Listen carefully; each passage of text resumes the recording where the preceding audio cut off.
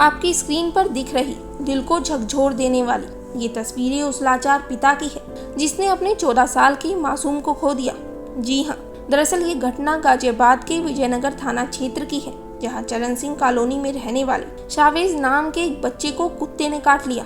जानकारी के मुताबिक मासूम ने डर की वजह से ये बात अपने घर वालों को नहीं बताई थी, जिस वजह से उसके शरीर में इन्फेक्शन इतना बढ़ गया कि उसकी हालत खराब हो गई। बताया जा रहा है कि शावेज 8वीं क्लास का छात्र था और बीते 1 सितंबर को वो अचानक घर में अजीबोगरीब हरकतें करने लगा। उसे पानी देखने से डर लगने लगा। उसने खाना पीना बंद कर दिया। इतना ही नहीं, उसकी हालत इतनी बिगड़ गई कि वो कुत्ते के भौंकने जैसी आवाजें भी निकालने लगा।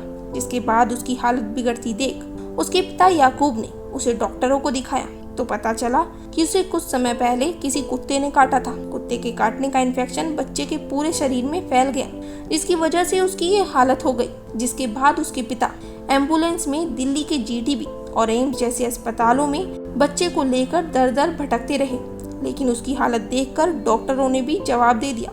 इन बड़े अस्पतालों ने बच्चे के इलाज के लिए हाथ खड़े कर दिए, जिसके बाद दर्द से तड़प तड़प कर मासूम ने अपने पिता की गोद में ही दम तोड़ दिया और बेबस पिता कुछ ना कर सका सिवाय आंसू बहाने के।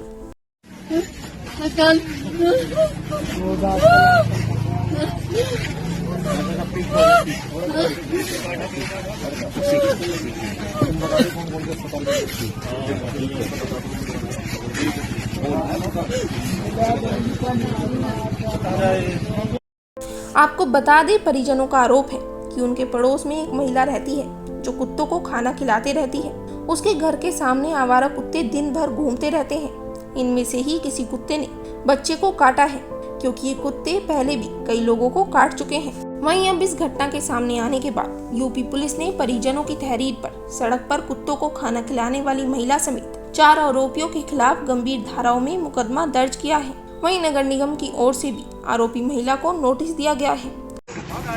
क्या बताया भाई साहब, अस्पताल गए आप? अस्पताल में इलाज के लिए क्या कहा उन्होंने? कर दिए। क्या कह रहे हैं? कह रहे हैं ना कुत्ते ने काट लिया, बुलाया, बस यही बात की है। क्या नाम है आपके बेटे का? सावेज। कितनी उम्र है इसकी? 15 साल। 15 साल की। ये कुत्ता कहाँ लेके गए आप? हम 3-4 जगह ले गए, 3-4 जगह दिल्ली नाम की पता नहीं है। किसी हॉस्पिटल का नाम बताएगा आपको? चाचा को पता।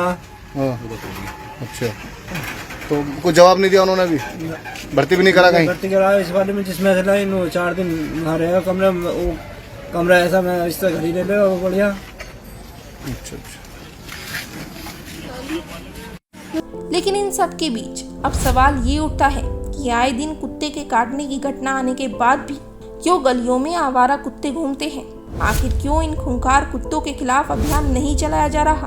और क्यों उन लोगों के खिलाफ कार्रवाई नहीं की जाती जो कुत्तों की पैरोकारी करते हैं, जिनके लिए कुत्ते बच्चों की जिंदगी से भी अहम है? और शायद यही वजह है कि इन खौफनाक कुत्तों का शिकार बन सावेज ने दम तोड़ दिया। और सिर्फ सावेज ही नहीं, उसकी जगह कोई और भी बच्चा हो सकता था, क्योंकि WHO के मुताबिक हर साल कुत्तों के काटने से 59,000 मौतें होती हैं। इनमें से 95% मौतें एशिया और अफ्रीका में होती हैं। इतना ही नहीं, कुत्तों के आधे से ज्यादा शिकार 15 साल से कम उम्र के बच्चे होते हैं और सावेज भी इसी का शिकार हो गया।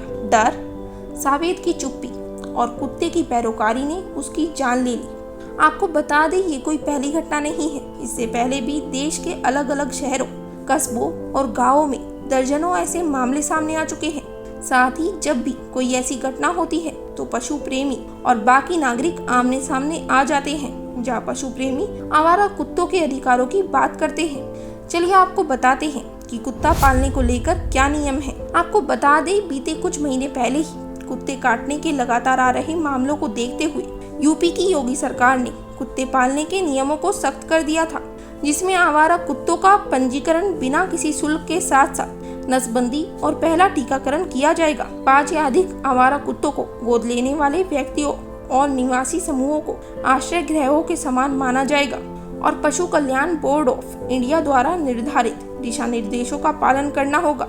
विचार ये है कि कुत्ते के मालिकों को उनके पालतू जानवरों के कार्यों के लिए जवाबदेह बनाया जाए।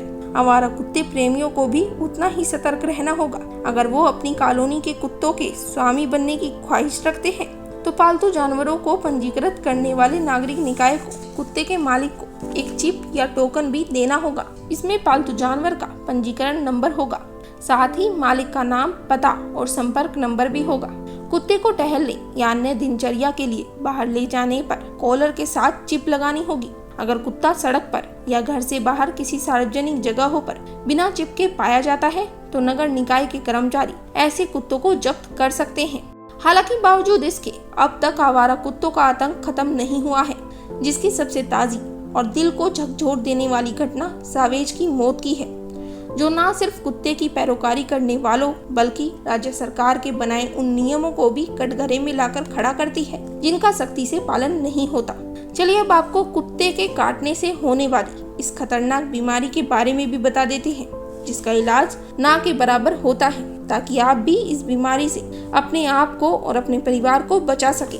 रेबीज क्या होता है, ये कितना खतरनाक होता है और ये कैसे फैलता है, ताकि आपके और आपके परिवार के बच्चों की सुरक्षा हो सके। आपको बता दें कि भारत में दुनिया भर में रेबीज से होने वाली मौतों का बड़ा हिस्सा है, क्योंकि विश्व में रेबीज से होने वाली मौतों में तकरीबन 36% मौतें भारत में ही होती है।